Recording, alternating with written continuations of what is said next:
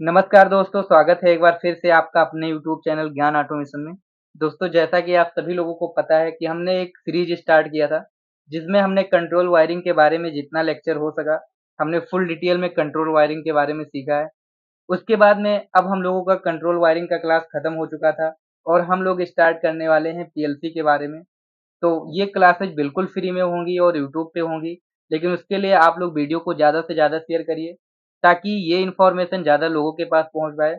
और हम आज से पीएलसी का अपना जो क्लासेज है वो बिल्कुल स्टार्ट कर रहे हैं और बिल्कुल बेसिक से स्टार्ट करेंगे। आज की क्लास में हम लोग पीएलसी का फुल इंट्रोडक्शन पढ़ेंगे, ठीक है, और जानेंगे कि पीएलसी क्या चीज़ होता है, ठीक है, कौन कौन से वेंडर्स की पीएलसी आती है। ये फुल डिटेल में हम लोग इंट्रोडक्शन पढ़ेंगे। तो आइए अब वीडियो को शुरू करते हैं, लेकिन उससे पहले अगर आप हमारे चैनल पे नए हैं तो चैनल को सब्सक्राइब कर लेना और बेल आइकन को जरूर प्रेस कर देना, ताकि डेली जो क्लासेज आए वो आपको मिलती रहे। तो आइए अब वीडियो को शुरू करते हैं। दोस्तों, सबसे पहले हम बात करेंगे कि व्हाट इज पीएलसी। पीएलसी क्या होता है। एक्चुअली ये जो मैं पीडीएफ लाया हूँ ये इंग्लिश में लाया हूँ, और मैं हिंदी में बोलता रहूँगा ताकि इंग्लिश और हिंदी दोनों वालों के लिए आसानी हो जाए समझने में। तो सबसे पहले हम लोग बात करते हैं व्हाट इज पीएलसी। पीएलसी क्या होता है। तो आप डायरेक्टली बोल सकते हैं कि पीएलसी इज अ कंट्रोलर या PLC is a mini computer, ठीक है। मतलब आप पीएलसी को कंट्रोलर भी बोल सकते हो, एज अ मिनी कंप्यूटर भी बोल सकते हो, उसमें कोई दिक्कत नहीं है। तो पीएलसी एक कंट्रोलर होता है और इसका पूरा नेम होता है प्रोग्रामेबल लॉजिक कंट्रोलर, ठीक है। मैं साथ साथ में हाईलाइट करते हुए भी चल रहा हूँ ताकि आपको समझने में प्रॉब्लम ना हो, ठीक है। तो पीएलसी का फुल नेम क्या होता है, प्रोग्रामेबल लॉजिक कंट्रोलर, ठीक है। अब पीएलसी का हिस्ट्री के बारे में हम लोग बात करते हैं कि पीएलसी कब आया, पीएलसी से पहले कैसे काम हो रहा था। तो गूगल पे पाया गया है कि पीएलसी जो है 1960 में आया है। उससे पहले जो काम हो रहा होगा शायद आरएलसी से हो रहा था, ठीक है, और भी बहुत सारे इंस्ट्रूमेंट थे जिसकी हेल्प से पहले काम हो रहा था। बट जो पीएलसी की खोज की गई वो 1960 में की गई, और इसको खोज करने वाले का नाम था रिचार्ड ई मोरले। कहीं कहीं आपको रिचार्ड डिक मोरले भी मिलेगा, ठीक है। तो पीएलसी की खोज कब हुई, पीएलसी की खोज हुई 1960 में, और किसने किया, रिचार्ड ई मोरले ने किया। ये तो बात हो गई पीएलसी की खोज करने की। अब बात आती है कि जैसे मान लो एक मोबाइल फोन है, तो मोबाइल फोन जब निकलता है तो उसका कुछ मॉडल नंबर होता है, कुछ सीरीज होता है। तो वैसे ही जब पीएलसी आया, फर्स्ट पीएलसी, तो उसका भी कुछ मॉडल नंबर या कुछ सीरीज रहा होगा, और कुछ उसको बनाने वाली कंपनी का नाम रहा होगा। तो जो फर्स्ट पीएलसी थी उसको बनाया था मोडिकॉन कंपनी ने। किसने, मोडिकॉन कंपनी ने, और उसकी सीरीज थी 084, ठीक है। अब बात आती है कि मोडिकॉन का फुल नेम क्या था, क्योंकि मोडिकॉन पीएलसी जो है, ठीक है, जो आया मोडिकॉन पीएलसी, तो उसका नाम था मॉड्यूलर डिजिटल कंट्रोलर, ठीक है। क्या नाम था, मॉड्यूलर डिजिटल कंट्रोलर। तो इस मोडिकॉन का पूरा नाम होता है मॉड्यूलर डिजिटल कंट्रोलर। अब बात करते हैं कि पीएलसी का ब्लॉक डायग्राम क्या होता है, पीएलसी में क्या क्या चीजें होती हैं। जैसे ये तो हमें पता है कि पीएलसी एक कंट्रोलर है, कंट्रोलिंग का काम करता है, बट ये कैसे करता है, पीएलसी के अंदर क्या होता है ऐसा चीज कि ये कंट्रोलिंग का काम करता है। तो हमें ये चीज समझने के लिए पीएलसी के ब्लॉक डायग्राम को समझना पड़ेगा। अब अगर पीएलसी के ब्लॉक डायग्राम को हमें समझना है, तो हमें उसके इनपुट आउटपुट, वो कैसे ऑन होता है, उसमें हम कैसे प्रोग्राम डालते हैं, ये सारी चीजें समझनी पड़ेंगी। तो यहाँ पे अभी पीएलसी का एक ब्लॉक डायग्राम है, जिसके बारे में मैं वन बाय वन करके पूरा आपको समझाऊंगा। देखिए, जो पीएलसी का ब्लॉक डायग्राम है, इसमें अगर आप देखोगे ब्लॉक डायग्राम में, तो जो लेफ्ट साइड होता है ब्लॉक डायग्राम का, लेफ्ट साइड, ठीक है, अगर आप देखोगे तो ये हो गया लेफ्ट साइड, और ये हो गया इसका राइट साइड। तो लेफ्ट साइड में हमेशा इनपुट होता है, और इनपुट में अगर आप देखोगे तो ये जो एरो लगा हुआ है ये अंदर की तरफ लगा हुआ है। अंदर की तरफ इसलिए लगा है क्योंकि इनपुट हमेशा जाता है, ठीक है। अगर आप देखोगे तो आउटपुट यहाँ से निकल रहा है, आउटपुट क्या हो रहा है, पीएलसी से बाहर की तरफ निकल रहा है, मतलब आउटपुट हमेशा निकलता है और इनपुट हमेशा जाता है। ये दो चीजें क्लियर हुई। अब बात करते हैं, जैसे मैं बात करूं एक इंसान की, ठीक है, एक इंसान का माइंड हम ले लेते हैं, ठीक है, ये मान लेते हैं एक इंसान है, ठीक है। तो अब इंसान में क्या है, हम पीएलसी की कंपेयर एक इंसान से करते हैं। तो इंसान में क्या है कि इंसान सुनता कहाँ से, कान से सुनता है, तो कान क्या हो गया इसका, एक इनपुट हो गया। तो उसी तरीके से ये पीएलसी के पास भी अपना इनपुट है। अब जैसे मान लीजिए आपने कहा कि ये काम करिए, ठीक है, तो इंसान सुना और फिर उसके माइंड में गया, प्रोसेसिंग हुआ और उसके बाद उसने वो काम कर दिया। तो वैसे ही पीएलसी के अंदर प्रोसेसर होता है जिसे सीपीयू बोलते हैं। तो जब यहाँ से इनपुट से आप कुछ सिग्नल देते हैं तो ये क्या होता है, यहाँ पे प्रोसेसिंग होता है सीपीयू के अंदर और उस तरीके से हमें आउटपुट मिलता है। बट क्या है, ऐसे तो है नहीं कि डायरेक्टली आपने कोई सिग्नल दिया, प्रोसेसिंग हुआ, आउटपुट मिल गया। नहीं, हमें पीएलसी को बताना पड़ता है कि अगर मैं ये इनपुट दूंगा तो आप ये काम करिएगा, अगर मैं इनपुट जीरो को प्रेस करूंगा तो आप आउटपुट जीरो को ऑन करिएगा। पीएलसी ऑटोमेटिक नहीं समझ जाएगा, आपको पीएलसी को बताना पड़ेगा, पीएलसी के अंदर आपको प्रोग्राम करना पड़ेगा, तभी पीएलसी समझेगा कि अगर मैं इनपुट जीरो को प्रेस कर रहा हूं तो आउटपुट जीरो को ऑन करना है। या अगर मैं यहाँ पे लिमिट स्विच, मान लीजिए ये वाटर में लगा हुआ है, तो अगर वाटर फिल हुआ तो ये लाइट ऑन होनी चाहिए। तो पीएलसी डायरेक्टली नहीं समझेगा, इस पीएलसी के अंदर आपको प्रोग्राम करना पड़ेगा। तो इसीलिए यहाँ पे पीएलसी के ब्लॉक डायग्राम में हमें एक प्रोग्रामिंग इंटरफेस की भी जरूरत पड़ती है। अब ये सारी बात हो गई इनपुट आउटपुट सीपीयू और प्रोग्रामिंग इंटरफेस की। बट क्या है, पीएलसी को चलने के लिए कुछ पावर सप्लाई की भी हमें जरूरत होती है। जैसे इंसान है तो इंसान को जीने के लिए खाने की जरूरत होती है। ठीक वैसे ही अगर मैं पीएलसी की बात करूं तो पीएलसी को चलने के लिए पावर सप्लाई की जरूरत पड़ेगी। तो यहाँ पे हमें पावर सप्लाई देना पड़ता है। देखो, पीएलसी कोई भी हो वो ऑपरेट होती है 24 वोल्ट पे। बट किसी किसी पीएलसी में देखोगे तो 220 वोल्ट हमें देना रहता है। लेकिन क्या होता है, जब हम पीएलसी में 220 वोल्ट देते हैं तो उसके अंदर कन्वर्टर लगा होता है जो क्या करता है, 220 वोल्ट को डीसी 24 वोल्ट में कन्वर्ट कर देता है। अर्थात हम कह सकते हैं कि कोई भी पीएलसी हो तो वो किससे ऑपरेट होता है, 24 वोल्ट से ही ऑपरेट होता है। और ये 24 वोल्ट क्या है, ये डीसी है। ठीक है, आप ये मत कंफ्यूज होइएगा, पीएलसी एसी से चलता है।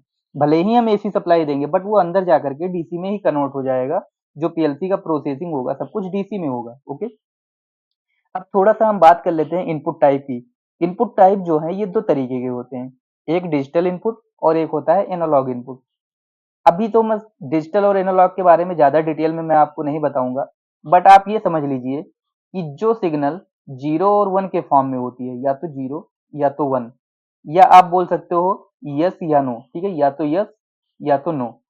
ठीक है, अगर इस फॉर्म में है तो क्या है, वो डिजिटल सिग्नल है। मतलब अगर आपने बटन प्रेस किया तो सप्लाई गया, अगर बटन नहीं प्रेस किया तो सप्लाई नहीं गया। तो अगर इस बटन की मैं बात करूं तो ये क्या हो जाएगा, ये हो जाएगा आपका डिजिटल स्विच। ठीक है, या डिजिटल सिग्नल बोल सकते हो।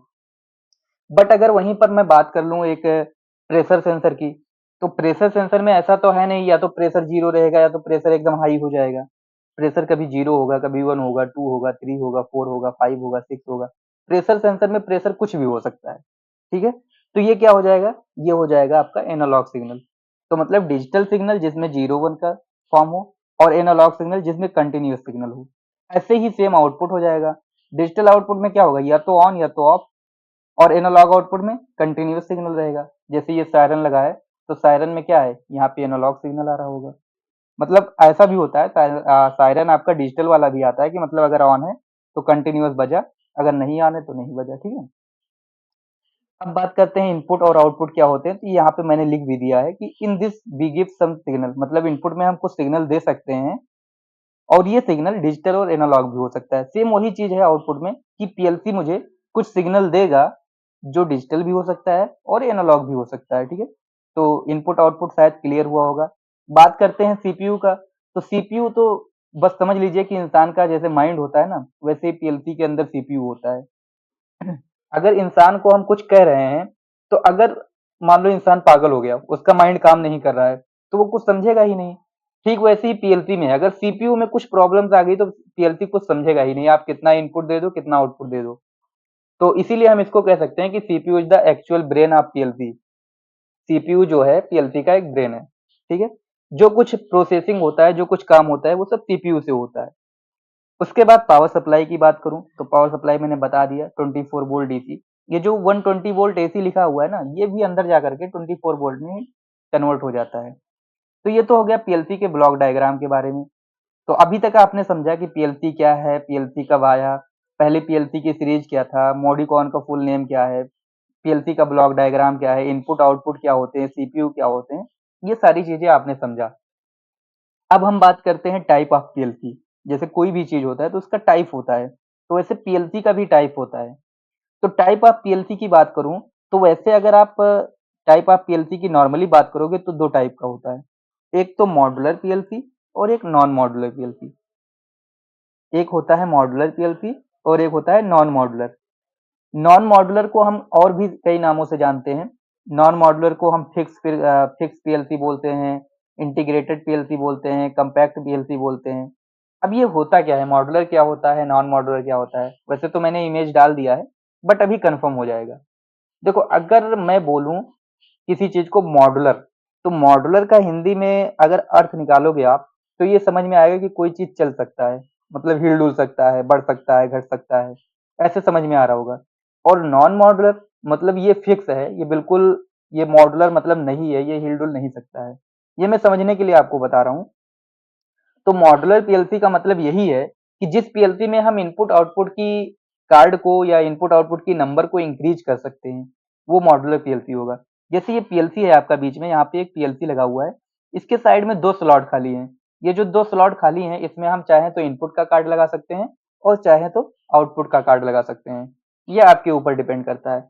पीएलसी ऐसे भी आते हैं जिसके साइड में 10-10 स्लॉट होते हैं, आप बहुत सारा इनपुट आउटपुट ऐड कर सकते हो, अभी मैं आगे आपको दिखाऊंगा।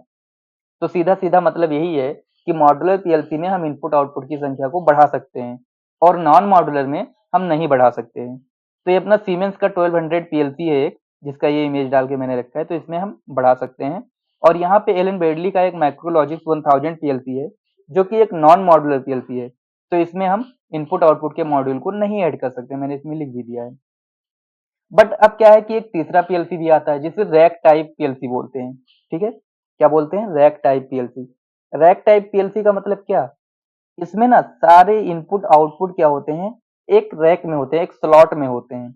इसमें जैसे अगर इस पीएलसी की मैं बात करूं, तो इस पीएलसी में क्या है, अगर आप देखोगे तो अभी इसी के अंदर पावर सप्लाई भी है, इसी के अंदर सीपीयू भी है, इसी के अंदर कुछ इनपुट है, कुछ आउटपुट है, मतलब सारा कुछ एक में इनबिल्ड है। लेकिन रैक टाइप पीएलसी में कुछ आपस में इनबिल्ड नहीं होता है। इसमें सीपीयू अलग होगा, पावर सप्लाई अलग होगा, इनपुट अलग होगा, आउटपुट अलग होगा, मतलब सारा क्या होगा, सारा कुछ एक रैक में होगा। तो रैक टाइप पीएलसी को हम मॉड्यूलर पीएलसी बोल सकते हैं, बट मॉड्यूलर को हम रैक टाइप नहीं बोल सकते हैं। इसीलिए दो ही पीएलसी बताया जाता है, मॉड्यूलर और नॉन मॉड्यूलर। बट एक तीसरा रैक टाइप भी समझना जरूरी है। ठीक है, तो मुझे उम्मीद है कि रैक टाइप पीएलसी भी आपको समझ में आया होगा। अब हम बात करते हैं पीएलसी के लैंग्वेज के। ठीक है, जैसे पीएलसी में अगर प्रोग्राम करना है तो उसका क्या लैंग्वेज है। जैसे आपको पता है, मैंने बताया भी कि पीएलसी के अंदर सीपीयू है। सीपीयू क्या है? सीपीयू माइंड है पीएलसी का। अगर आप उसको कुछ बताते हैं तभी वो काम करता है। तो जैसे मैं बोलता हूँ कि एक इंडिया का इंसान है, तो अब इंडिया का इंसान क्या है, हिंदी मान लो समझता है, तो आपने उसको हिंदी में बताया तो उसने समझ लिया। बट अगर आप मान लो वो कोई और लैंग्वेज नहीं जानता, वो चाइनीज नहीं जानता है, आप उसको चाइनीज में बताओगे, वो समझेगा ही नहीं। तो वैसे ही पीएलसी प्रोग्रामिंग का भी लैंग्वेज है अपना। जब आप उसको उसकी लैंग्वेज में बताओगे, फिर वो समझेगा। तो पीएलसी प्रोग्रामिंग के कितने लैंग्वेज हैं, पहले इसके बारे में थोड़ा सा जानते हैं। पीएलसी प्रोग्रामिंग के 5 लैंग्वेज हैं। पहला लैंग्वेज है लैडर लॉजिक, जो कि मान के चलो 80% पूरा लैडर लॉजिक यूज होता है। 80% जगह पे लैडर लॉजिक यूज होता है, ये आसान भी है। ये लॉजिक गेट पे काम करता है। इसका लैडर लॉजिक इसलिए नाम पड़ा क्योंकि ये लॉजिक गेट पे काम करता है। तो लैडर लॉजिक का यहाँ पे मैंने जो लैंग्वेज है ना, इसका मैंने स्क्रीन शॉट भी डाल दिया है, ताकि आपको समझने में आसानी हो जाए कि लैडर लॉजिक कैसा होता है। तो ये एक सीढ़ी नुमा होता है, ठीक है, इसीलिए इसका नाम लैडर दिया गया।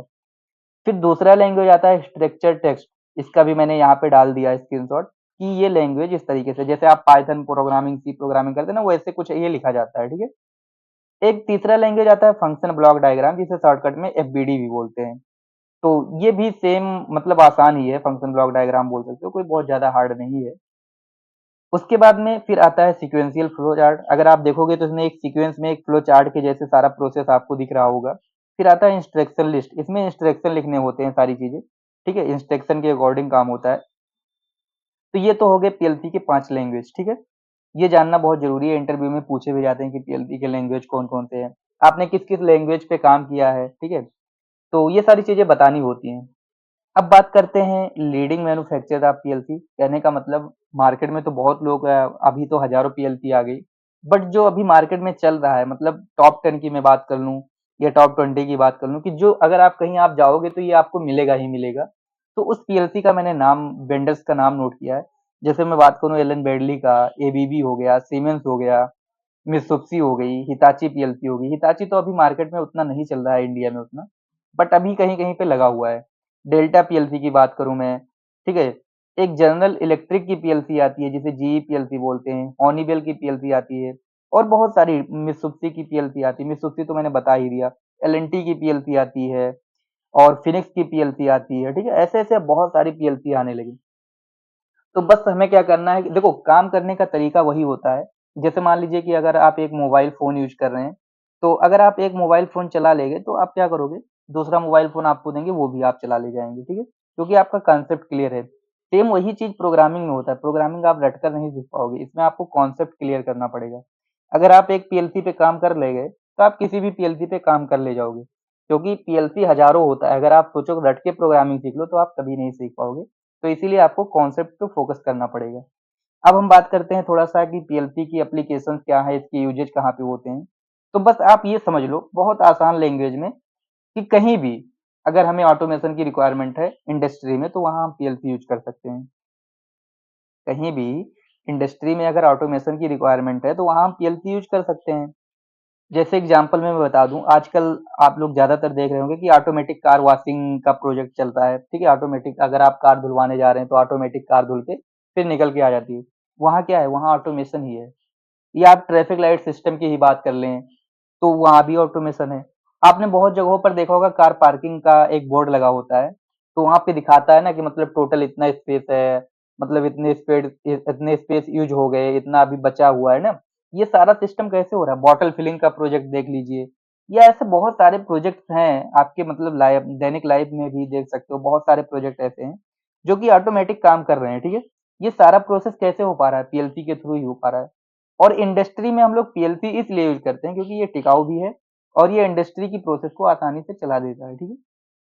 ऐसे ही कंटिन्यू हमारा स्टेप बाय स्टेप वीडियो आता रहेगा। तो दोस्तों अगर आपको वीडियो अच्छा लगा हो तो आप चैनल को सब्सक्राइब जरूर कर देना और वीडियो को ज़्यादा से ज़्यादा लोगों के पास शेयर करना, ताकि फ्री का नॉलेज उन लोगों को भी मिल पाए। और मुझे उम्मीद है कि आप लोग इस सेशन का आनंद ले रहे होंगे और मैं आपको टाइम बता